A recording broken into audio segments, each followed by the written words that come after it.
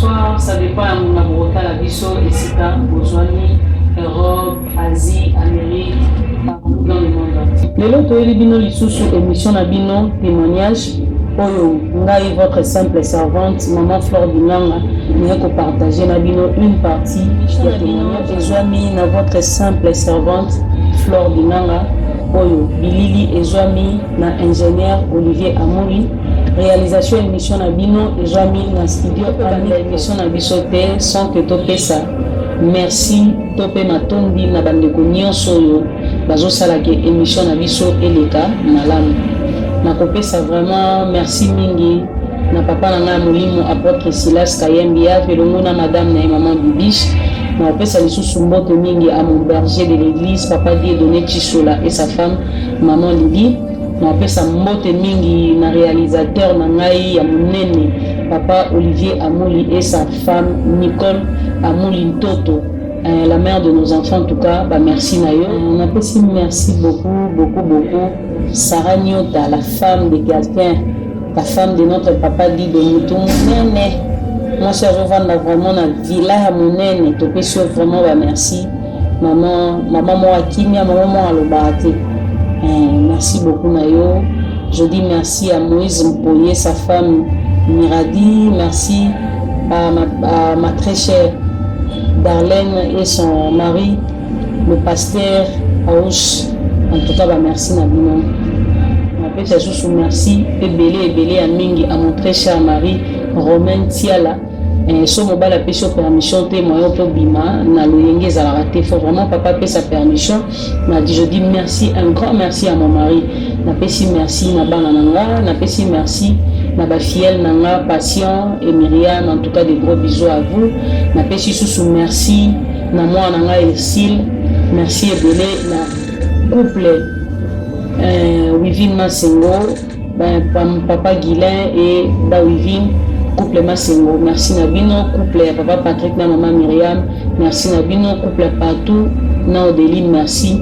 Norbo Sanate, merci à mon très cher papa, mon petit papa chéri Nabé Maraye, docteur Dadi Mata, depuis Canada et sa femme maman Chancel, en tout cas, bah merci.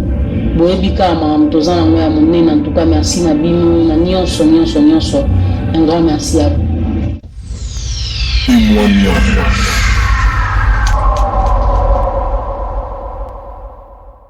Quand on a lobaki vraiment on a kobeta na bino une partie de témoignage na ngai moko parce que naza témoignage vivante pe yango na ko vanda kimia te na ina partager na ba maman témoignage na ba papa témoignage na ba famille témoignage bato nyonso bazwaka tan ko landa maman Flore na ngina partager na bino nini.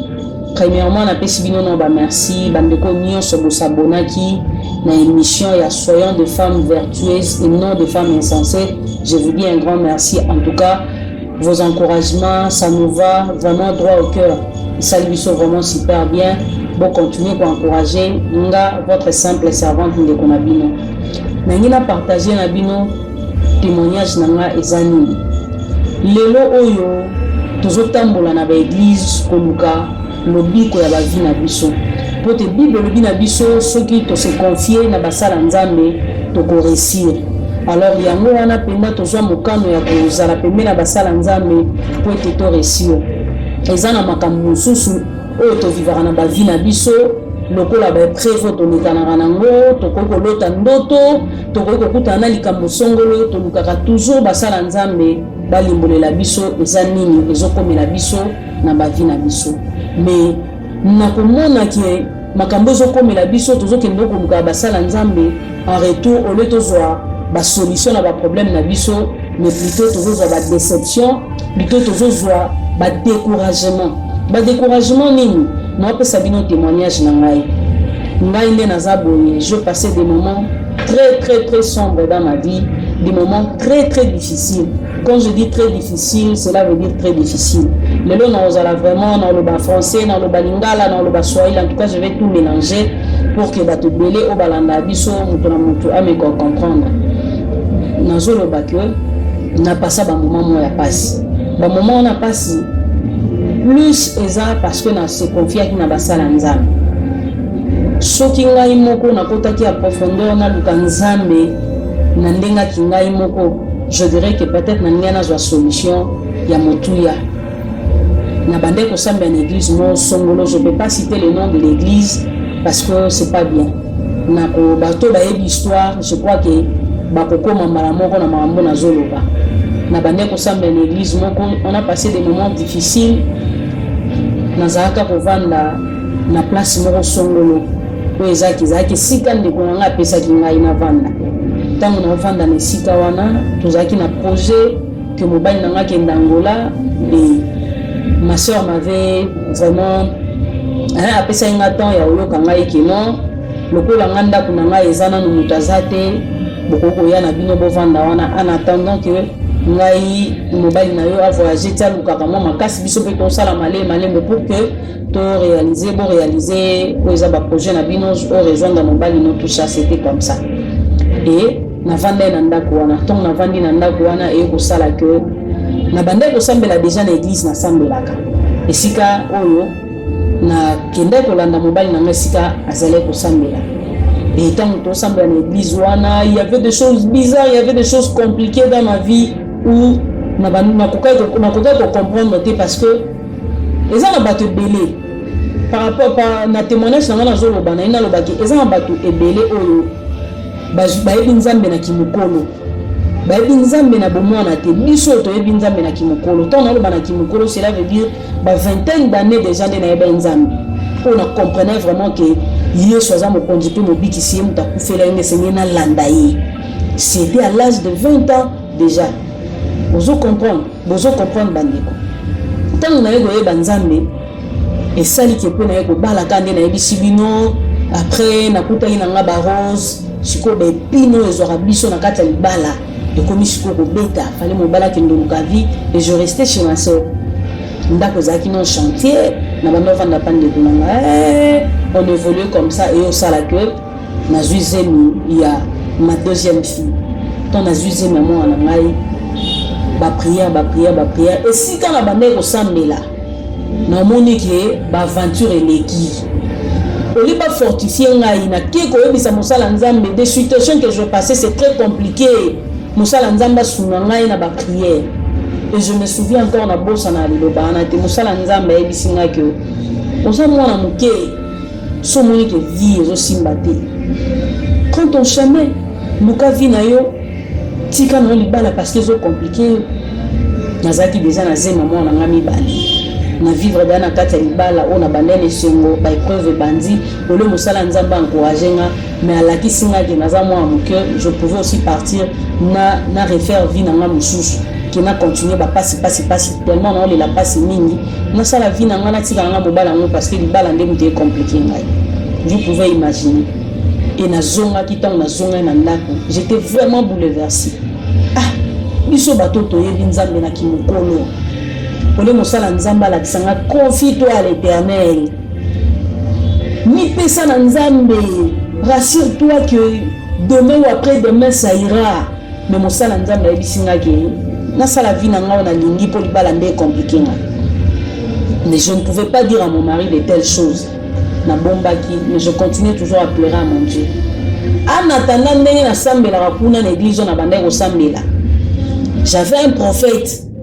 Biso ba mama biso basi tolinga bayebisa biso ezokende boye ezozonga boye ba mama to sala attention.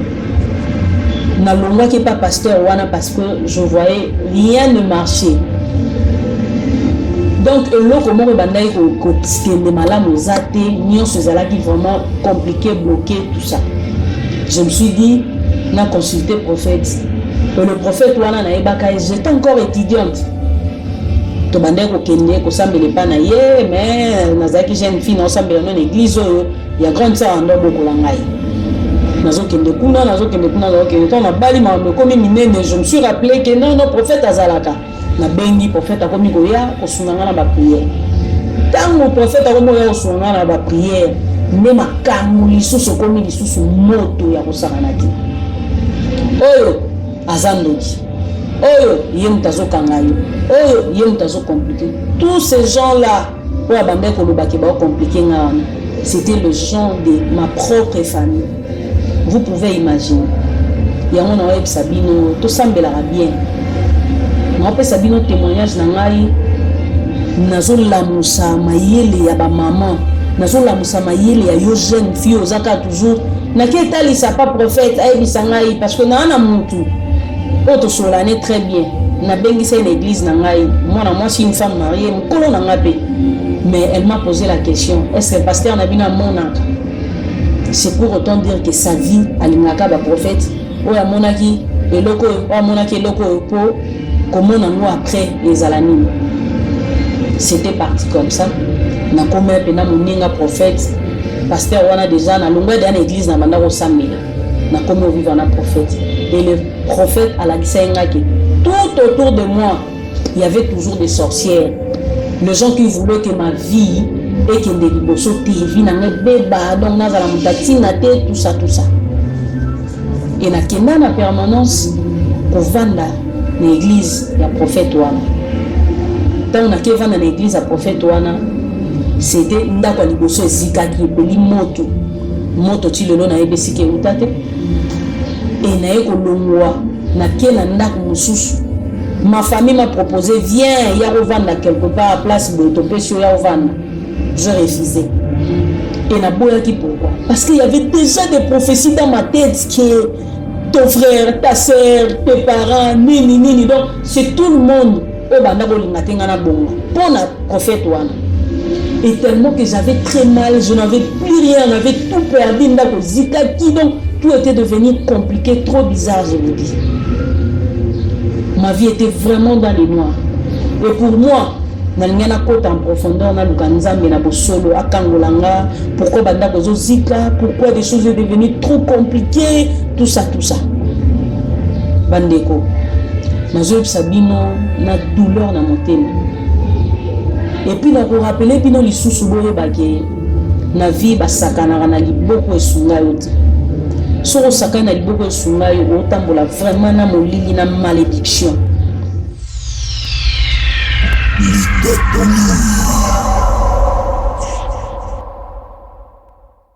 Quand on a mis balé et j'étais vraiment décidé que na tenir pour vendre la chou na permanence. Quand on a vendre la permanence, pour moi je sais que ça va avec Dieu. Il est là pour m'aider, prophétie, vision, nini, de prière, en tout cas le sambo et qu'il est bien. Mais les actes vraiment contradiction à vos samanati. Les actes très compliqués. Vous avez la permanence, les arabes, ni on se va à problème naïe,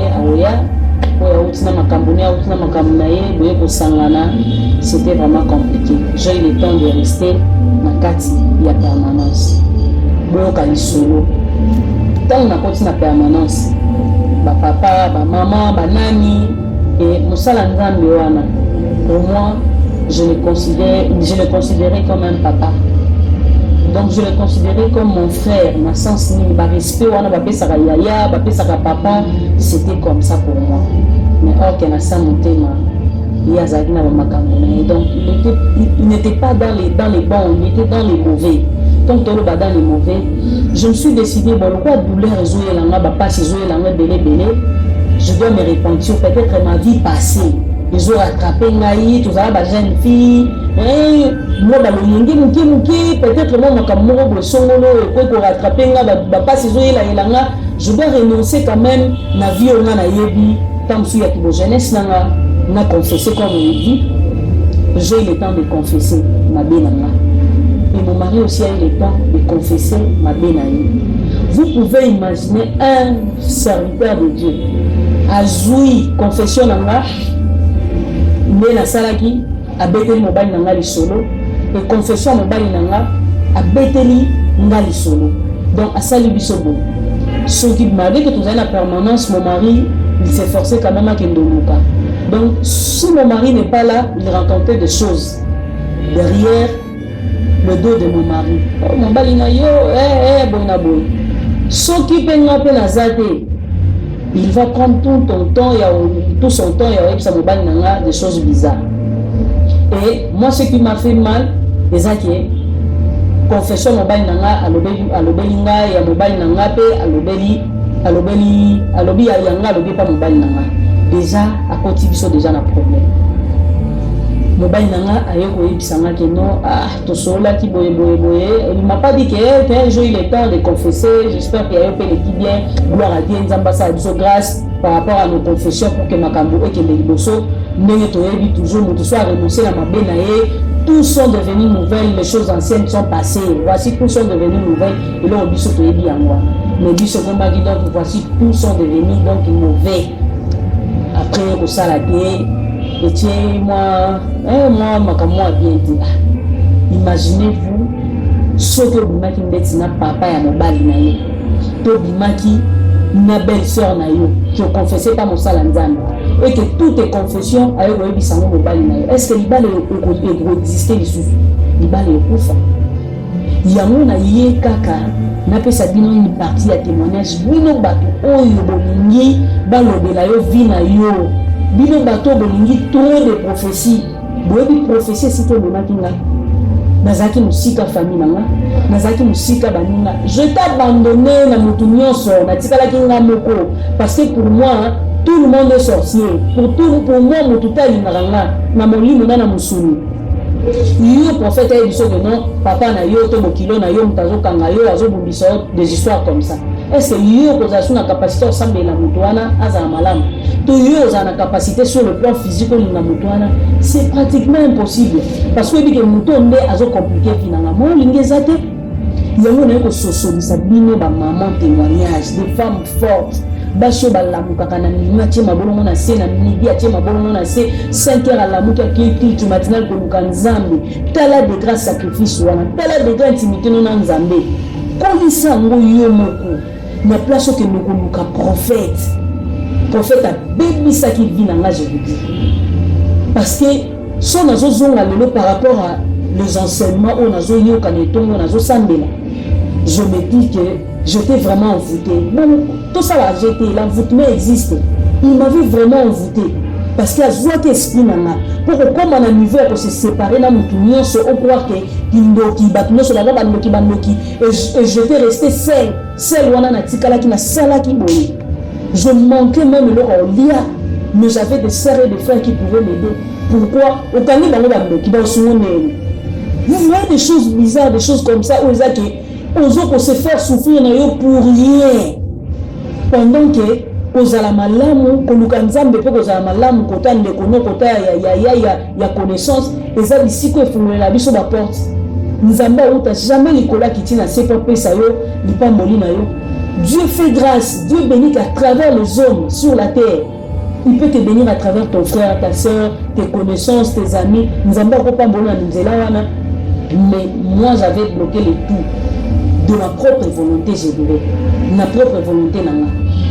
Parce qu'en réalité, tout ce monde-là, il y a convaincu Baza Bandoki. Aujourd'hui, Baza, une grande partie à bénédiction à Kinama. Vous pouvez imaginer, chose à Kinangongawana, on a joué qui t'a la prophétie. Il y a que se distraire un peu la zone de Kina, est-ce que je pouvais même avoir une maison? Il y a que là, sans moteur, hôtel, Mélanga, que les 30 et les premiers, Bima, Nabiso, le 28 et Betty. Non, mais c'est parce que nous avons une décision. Prophète à la Kissinga Bandoki. Ma personne a la solution. À la Kissinga Bandoki, dans ma batte. Mais il n'avait pas donné la solution. Après, qu'il y ait l'état dans ma moute. Suite dans nos années. Après, qu'il y ait un tel azam de suite dans nos années. Vous voyez un peu, biso ba maman na ba jeune fille parce que ba papa bazara facile to manipuler bango na molimo ke na monaki. Si je vous dis ba sort ya milimo o prophète wana loba so na bina komango wana ete so to zakaya combien de pages mais na yoka ngokaka milimo bo ya ndenge na ndenge tina suka le prophète a promis ko luka ko kabola biso na batoto memelo kwa ba âme na kati église. Vous pouvez imaginer un serviteur de Dieu, soi-disant prophète, ou à la Kisanga Bagno Sobaga Ndoki, Oyo, à la Akabolina na bateau na Memaki na quatre églises, parce que ces gens-là, Bazaraki na Mbongo. Aïbi que douanier, aïbi que un tel. Quand on a connu comprendre qu'il y a yebi esiko, qu'il est dans le mauvais, à comment on peut se la relation, Bapignon, Soyo, Bazaraki stable, Oyo, Biso de Maï na quatre églises. yo muto évangéliser bato kolemba ko évangéliser bato te po basali yo mabe continuer chemin na yo nzambe bolingaka pour des prophéties bino bato bolingaka kaka bamona nga bayebisa nga vie na nga eza soki ndenge nini.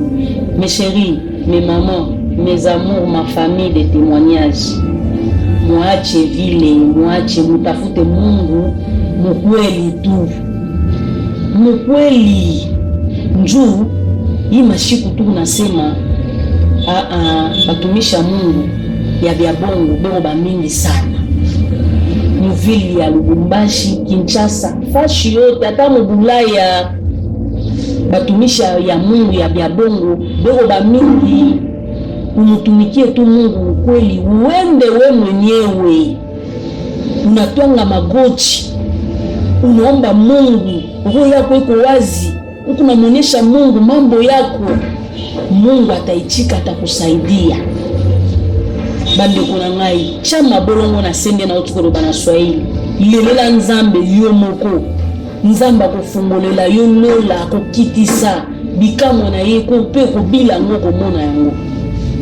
Ngai na oyebisa bino témoignage na ngai mutu nyonso azalaki ndoki, mutu nyonso azalaki molimo ya nini mais lelo na oyebisa bino bato boza ba spécialiste ya koluka beta da mabato motika mutu wana za eta da mabeta ngo salele bolamu ezoganga liboso nzambe ata zalaki na posa osalelo mabe akokate oyo zo salele bolamu pe katikati na yo Paul ezali wana likamba mutu te osali bolamu wana de tout ton cœur moyens ana influence likola vie na yo ezate lilo to mona batu belé parce que le prophète avait dit bandeko ba suka na ba barrière pour na nini elle est une sorcière yenda zalaka ndoki ya famille yenda zalaka boye ba famille ba komi ko kimana pour prophète alobaki ndeko na bino ana za molimo ya soki nini azana molimo soki ya nini bokomi ko banga batu na vie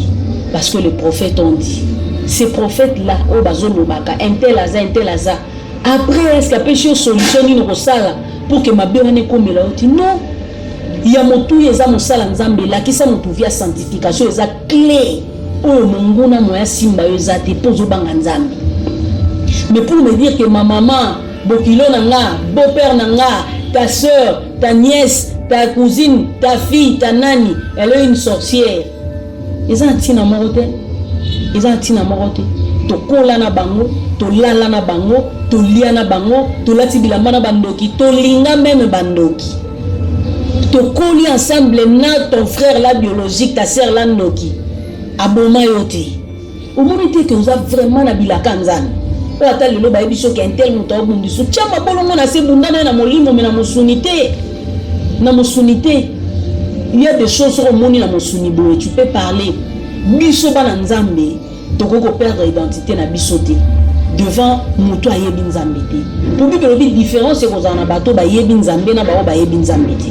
Alors yo muto yebi nzambe pourquoi linka ba yebi so de ta vie, pourquoi pas yo moko o chama bolongo na se o lelela nzambe pour te dire Seigneur qu'est-ce qui se passe dans ma vie. Il est juste fidèle pour te dire il y a ça.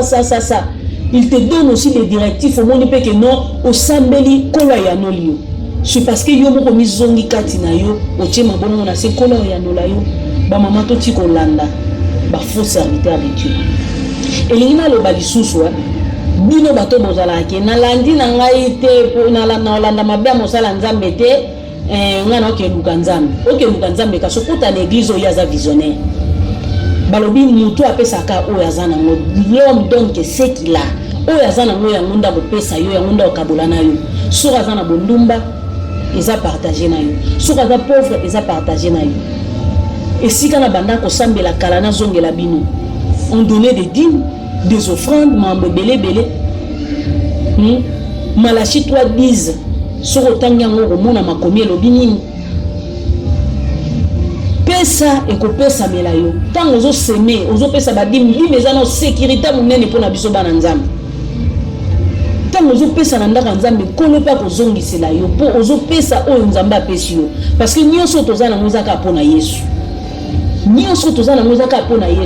ata papa Olivier akabelinga, papa Olivier Ngimbi na mama Jolie bakabelinga, ata ya Wivine Masengo na papa Olivier bapesinga ba million, ata papa Patrick na mama Myriam bapesinga ba million, papa Blaise na mama Dada bapesinga ba million. Nzambe ndazo simba mitema na bango pour que bango ba edenga. So nzamba simbi motema na bango te, ata au 5 du 1er au 30, il y a personne qui peut venir à l'aide. Azate. Akoya na été bakosala pe loroté. Monsieur le Saint-Esprit touche le cœur des hommes. Au monde apenaki, j'ai fungwa mi o balobaka bana kini, j'ai fungwa mi makamune so komi bien. Pona nini okoti sikoyo idéologie nzambe. Olungwe na no prophète ayebisaki nga, nani ayebisa nga tokomozana ba mai, ba huile, ba pomme, ba coca, ba mafuta, ba tongo libiso ba pratique ndenge na ndenge en étant ignorant.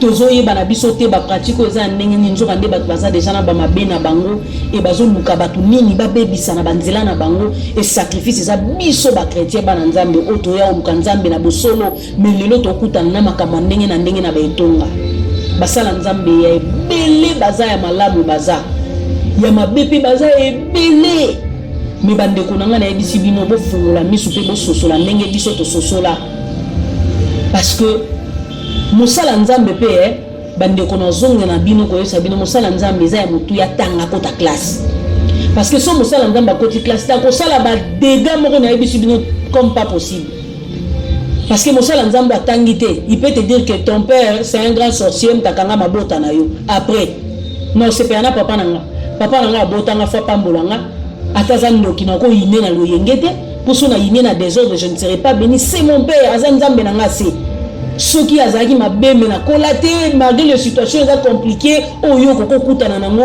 mais tu dois respecter d'abord tes parents sur le plan physique et le plan spirituel. Il faut respect wana ezala mais lelo tala ndenge mwana otelema kasi kindoki na yo nde mutekanginga na bota te kasi nini na bino famille na bino non so ba parents baliaka manga biso toko yoka minu ngai te biso to sala vie na biso.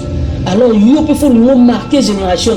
Génération nous marquer en décision. Génération nous marquer en kulanda ba prophète à l'ukutate, ba prophète ba tambola nanzela, Dieu m'a dit Dieu m'a envoyé chez toi. Non. C'est concentré na koluka nzambe dans ta vie privée. Au koto tchema bolongo na suzana batana yo ko lisara intimité no nzambe. Rendez-vous na biso susu ya etonga OK parce que ensemble le Saint-Esprit vient ya ko pambola biso na kati etonga tant tozo bondela. Ça fait partie de la vie spirituelle na biso. Et c'est très important. Vous pouvez imaginer nga na combien de niveau na mi boma. Pona nini trop de prophéties. OK koto ya lobby A o ya lobby B tango na ndako comme roi mutali boma olanda nani. Vous pouvez imaginer na combien de niveau il y a plus jamais le coronament est côté sous l'église. Pourquoi des réalités autour vivre. Tala bandeko pour gagner un moment ko boy bité dans la fête ni nezalaka. Mais botala ba degré ba sala nzambe ba décourager biso. Botala ba degré ba sala nzambe ba pesa biso pasi. Ba papa pasteur, ba papa chibi papa chibi shop chibi portre chibi soki nani, ba papa bola te la biso ba sultani, ba gorge c'est kangami na soki titre qui pasteur. Tala na yo bonde la bino boye ba ke amaza très important na miso nzambe. Ndé na zolo bana bino bo jeu de larmes aux yeux. Parce que sur Nathalie des 4 ans, des 5 ans passés de ma vie, j'étais dans les noirs à cause des serviteurs de Dieu. Parce que naïba nzambete, naïko yeba nzambepe na kutani na bato ma bébé. Oba eda kingati, oba sunga kingati. J'ai eu le temps ya oluka nzambenga moko ya ozwa décision na ngai d'aller vers les gens on a yinaki. Oba qualifié bango bandoki on azalaki vraiment na kati motema na ngai komaki molili po na bango. Pendant que bazana bango ba innocent parce que le prophète avait dit yo bazo ba voter au pas pasteur bimana singa votement yo ba liya yo église pasteur bakanga ke na mwasi pasteur asala yo parce que tenga na olanda mabena ete bongo na soyi to bi bongo donc na lingala lokuta il faut landa faut bima place wana parce que dit na yo kozala bloqué kozala bien té. Papa na biso molimo foto yebaka papa vivra ndenge ni papa sala ndenge ni pona vivre na kati église et non alandela nga via pasteur te na ko nzambe non il faut l'andela, il faut luka nzambe bien.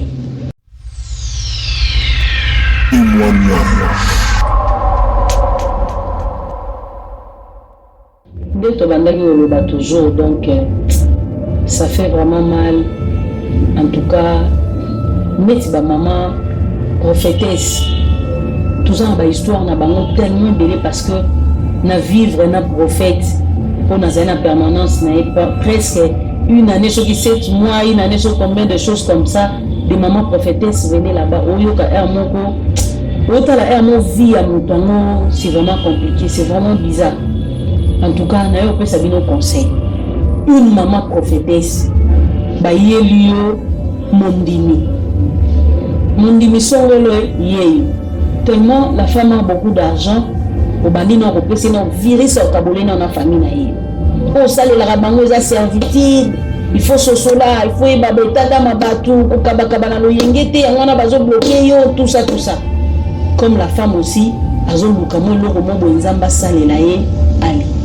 Akomi pe oya boina barrière tellement bande on a biso bazana moi fiafio na bango, il y a toujours des gardes devant leur maison. Il boye bise déjà nazate. Donc maman tangi dans liste ba kombo ya bande ko na ba connaissance boye bisaye ke azate pour nini la maman prophétesse alobaki. Maman boyagi mission ya nzambe. Papa boyagi mission na nzambe. Nzambe nda pakola bino bapakola bino mafuta po bosalela nzambe ya solo. Bapakola bino mafuta te po bo ambre ya ba situation batu ekendaki ezongaki esalaki. Aujourd'hui moi si wana o abande ko zala béni na ba sacrifice au sale la batu o ya sengi ya pesi comme la prophétesse et ça baby si mutu na mo ya kabali susu ezaki. Est-ce que vous êtes sûr que loko oyo mutu na bande ko luka nzamba o pesa yango na facilité? Non. Peut-être quand ko kabana bande ko kabadi pomo 30 ba boya ko betele barrière mama ngabo kaka ndenga sumala bato pasi wana nde batu oyo wana nzamba zo mona degré moi je suis à intérêt, il y a des orphelins, il y a des orphelines, il y a des femmes vives, il y a des filles mères, il y a des tout bazar délaissés, des grâces à l'ipamboli na bango. En tout cas moi je suis en retour, il faut na zone ici là, nous avons bota la kabatani ni oye aye biso opé ça moi jana l'ipamboli. Mais yo maman prophétesse oye, au bloquer bato na nyo so bazar sous bénité, c'est parce que il faut le kaita dame na bango, c'est parce que bato na bada bandoki, il faut. Beaucoup la situation beaucoup me rendre dans la famille à battre. Comment les gens sont séparés à cause de la prophétie? Le vrai prophétie c'est la parole de Dieu. Prophétie à la rotonga, prophétie à la repanzate. Biso lelo, tous les victimes. Il y a la prophétie, il y a soi-disant les prophètes. Il y a un qui révéler yo, il y a un qui évangéliser yo, il y a un qui fortifier yo, qui édifier yo, qui l'amoussa yo, ou l'amouka fongo la mise quand on te dit il y a ça. Entre dans ta chambre, ferme la porte. Parle à ton Dieu. Yebisa nzambe likambo nangeza bozabo eza na bato batala na oyebise likambo oyambango ndeni muto tongo ndo banae azana niveau spirituel nini na nzambe et oningisa été tu peux dire à ces gens là mais muto omona benaki yé donc son ayebiseka ke frère no mutakanga mabota na yo dégâts au sala.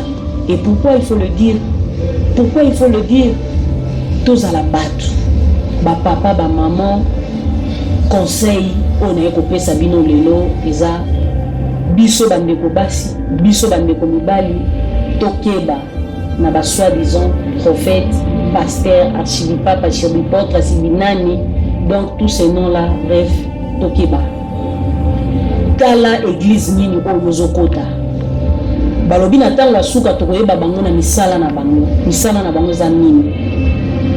Pasteur atambola ndenge nini il faut yeba papa na molimo biso nyonso ba père biologique comme ça te dit que oh papa linga raté oh papa ça la raté oh papa linga raté oh papa ça raté de même nos pères spirituels faut to yeba papa biso vanda la place boy ah notre papa non témoignage na eza vraiment boy au fond du peine église otala boy que quand on a joué décision na obaki na sambela suna l'église place na sambela lelo oh 2 années ensemble dans la présence de Dieu. Bande on sibino basala nzambo na kuta kuna to bafuta masumu ya ba déception nyonso basala nzambo ba décevant. Ba ensemble la table a dit soyez concentrés, fermez vos yeux nini molimo santo. Moi je ne ferme pas les yeux. na bando tala qu'est-ce qui se passe. Pasteur ando sambelanga plus na loboko na mutute pour nous qui décide déjà na bloko ba mitu ba nini mutu na yo eza censé être n'importe qui pasteur ata ba pêche invitation ka ba tche loboko na mutu non au tche loboko na mutu benji eza kati na yo. Alors soyez prudent dans l'église ozokota kolisa intimité no na nzambe oyuki ke balobi papa na biso omoni penake ba preuve yango wana mabe ezali zonga bondela nzambe bima na église wana nga na wankouraje te sort bima au moins que mutu wana mosala nzambe a renoncer vraiment na mabe na ya zongi vina nzambe et c'est bon lelo komakaka tout homme est faillible mutu nyonso akweyaka yoko me mosala nzambe mpo kweyaka kaka po oyebike nzambe olimbisa oyo otelemi totika kosala na nzambe baje nga nde naza boye naloba ou bien nasali nzambe ou bien naza nga tente na osala nga makambo nanga ezanga ntina mpo natya kwiti ozala ndumba ozala nini mutu okango chaine aza te et surtout so oza déjà na age esengeli okomi déjà majeur oza mineur te oza libre osala makambo mosusu pasteur obeto filme te mais likambo ya motu décision na yo ozotambola ndenge nini mwana nzambe solo tanga kuyimba na moko na minute wana fulamuka popo donc oyoki mena nzoto na yoki pourquoi nasali yango pourquoi eloko ezongeli nga orenoncer nango de tout ton cœur oboyi oyoki nkele oyoki mabe ozongela lisusu te mais lelo eza publicité mosala nzambe mpe aza moto lokola yo toboyi te eza moto lokola yo me yo bapakolo mafuta tambola bien ko papa boti kodistina biso oyo aza dans les vrais demeurer dans les vrais ou aza dans les faux demeurer dans les faux.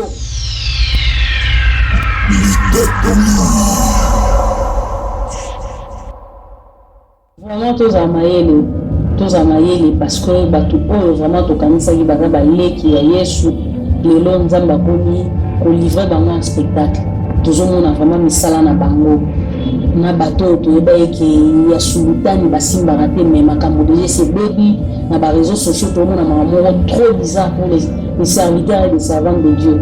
En tout cas bozala trop prudent et prudente nous les chrétiens, nous les enfants de Dieu. Yebesi kozotya lokolo yango ya motuya place omoni mabe retire-toi kota en profondeur yebisa nzambe orienté yo eloko nini esengeli osala. Donc c'est un peu ça na biso vraiment bon s'abonner massivement à l'émission témoignage de votre simple servante Fleur Binanga oyo nyonso aza na posa ya kozwanda biso numéro eza affiché na se ya écran ezolekana. En tout cas bobenga biso toza vraiment en ligne 24 heures sur 24 heures tokoyamba yo tokobeta masolo na yo na singa to tokobeta masolo na yo soki tomonani. En tout cas bobosana te kosabone massivement. Vraiment maman Monique meka tosololaki toyebiki à la prochaine tozala na yo na plateau. Sarah Nyota notre maman en tout cas déjà la semaine oyo ezobanda maman Nyota mwasi ya bato ya papa Dido en tout cas tozala na yo longo kati ya papa Paul tozala na yo Ginette. En tout cas boza tellement belé ma fille Myriam tozala na bino maman Aisha Mata motema ya papa Karel Mbenga tozala na yo na Kinshasa wana. En tout cas bato baza tellement belé oyo toza sollicité mais sauf que tozobundana mpona kotya vraiment baprogramme ndenge esengeli parce que beaucoup de gens bazo sollicité biso baza bato basalaka esenga batango biso mpe esusu toza bamama oyo tobundanaka loboko moko kobongisa ndako bana pour que orespecte vraiment rendez-vous na yo na studio na biso ya elongo na ingénieur Olivier Amoli. En tout cas tozwaka vraiment temps ya koprépare makambo na biso ndenge esengeli yango nabengi yo mama nabengi yo papa parce que bela bato batuni biso mama folola apparemment tomona kaka bainvité plus baza bamama non bapapa mpe baza oyo tozosolola déjà bakoya kopartage na famille témoignage oyo eza vraiment batémoignage na bango pour fortifier toujours bapapa par rapport ya makambo ebele. Napesi vraiment babijou ebele à mon beau-père Antoine Sakapamba, Mémé Rose à ma belle-mère, bisous na bino, sans bino, nangaki vraiment na kutana mobali nangate, merci na bino. En tout cas, mes belles sœurs, na pesi bino ba mbote, ba nièce, ba neveu, ya mobali nanga ba mbote na bino ba bisous. Na pesi sous ba gros bisous à ma très chère maman chérie, Jackie Loukeni. Je t'aime beaucoup maman, beaucoup, sans yo menazate.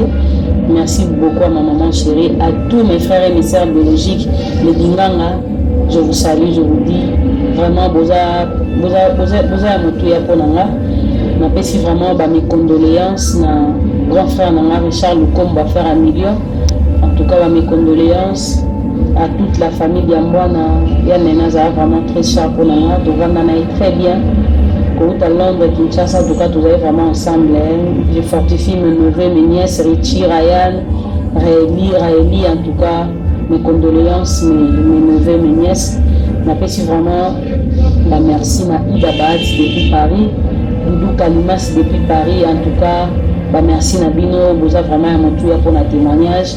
Merci beaucoup, Chansar Ipan na Poto, na France, na pesi Chansar Ipan gros bisous, na pesi bisous na ngai lisusu na Laetitia, nouveau mana mobile na ile, en tout cas, bisous na bino. Na pesi sous bisous makasi na tantine grâce à pembe depuis aux États-Unis. Na pesi bisous na ngai na parfait depuis Suisse. Na pesi depuis Allemagne. Na pesi vraiment gros bisous. Na pesi bisous na docteur Dadimata prêtre na bango donc nous vraiment dit de consulter Bana le grand pédiatre le grand chirurgien. Na pesi vraiment merci beaucoup toi et ta femme maman Chancel. Merci beaucoup depuis Canada, docteur Dadima, en tout cas, j'insiste, merci beaucoup. Aux amoureux, maman là, mon photo peso, merci. Merci à papa Guilain, Yaouvine, merci à mon beau-frère, on a bien Salomon, Maël Bélé, papa Patrick Pembele. Merci. Si je suis maman aujourd'hui, c'est grâce à vos conseils, papa Patrick Pembele. Je vous aime beaucoup, je vous considère comme un père pour moi. En tout cas, merci beaucoup au remplaçant Marami Bélé. Papa et moi, Zala Soussouté, papa en tout cas, merci Nayo, merci Bélé. La paix sous gros bisous à ma grande famille, mon église, la présence de Dieu, 60 jours en tout cas, toujours chauffé, devant des qui m'ont déployé sur les mokonzi. Yesundé mon bateli, papa, maman, la mouka. Pour rejoindre ma biche, on a 60 jours à prière dans la présence de Dieu parce que nous on n'est pas distrait, on est dans la présence de Dieu. On appelle si maman présidente, Bambote, tout le monde, gros bisous na bino. On appelle si il y a fiston au combo. Là moi si na Jenny depuis Londres, gros bisous na bino, vous êtes une grande bénédiction pour nous. Bisous na bino, on appelle si vraiment gros bisous à ma grande famille Mata, Soaz Commune depuis Paris. Moi si à Mundele, na pesi vraiment gros bisous Nathalie Komena, ya grande sœur Bibi, na pesi Franck, bino nyonso Komena na linga bino mingi gros bisous papa et maman, gros bisous na bino, na pesi bisous na Karine Touka. Vraiment de gros bisous à vous. Famille royale nyonso les anciens de l'Ossa, na pesi bino gros bisous à tout le monde.